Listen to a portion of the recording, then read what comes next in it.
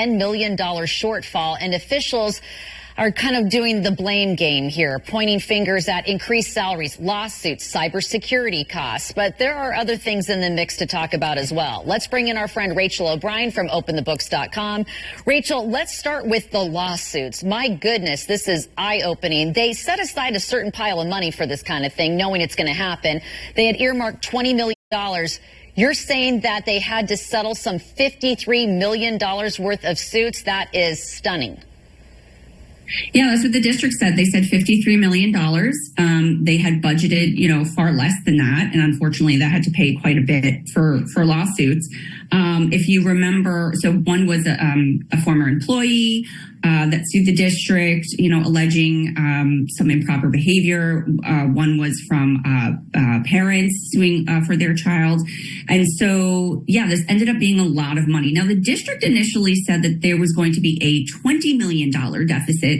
They lowered it to 15, I think, and then they finally landed on 10. So it's a little questionable where those numbers are going. On top of that, the lawsuit issue, you have cybersecurity spending. If you remember last year, the district was hacked, and they increased, we reported on the show, they actually increased their cybersecurity and IT spending from 10 million to 21 million last year.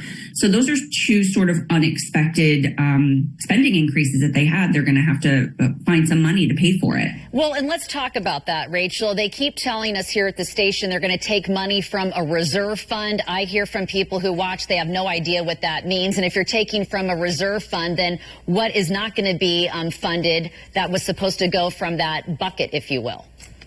Yeah, so a reserve fund is essentially a rainy day fund. If you, in your own household budgeting, you may have money set aside for if your roof starts leaking or you need a new window, it breaks or something, sort of a emergency funding bucket. So the district is supposed to have about 4% of their budget in that reserve fund. They have it. And so that's what they expect to move money out of that.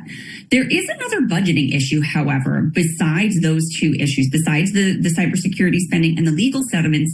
The district also miscalculated something in their budget. They didn't include the 8% raises that teachers got last year. Remember, they renegotiated their budget. They also used an incorrect formula for at-risk funding. And so that's, over $100 million that they sort of miscalculated. And so there have been cuts at schools. They've surplus people. They've reassigned people, 36 licensed professionals, 41 support professionals, 5 administrators. That's a whole different separate issue from what we were just talking about. So the district's really got some answers to give for questions about how their budgeting, got into the position that it is. And they may have to give those answers to the top executive of our state. Republican Governor Joe Lombardo wants answers. We thank you for now, Rachel, but I have a feeling we will be discussing this again, maybe even in the near future. Have a wonderful weekend, and we'll see you soon. Thank you, Rachel. Thank you.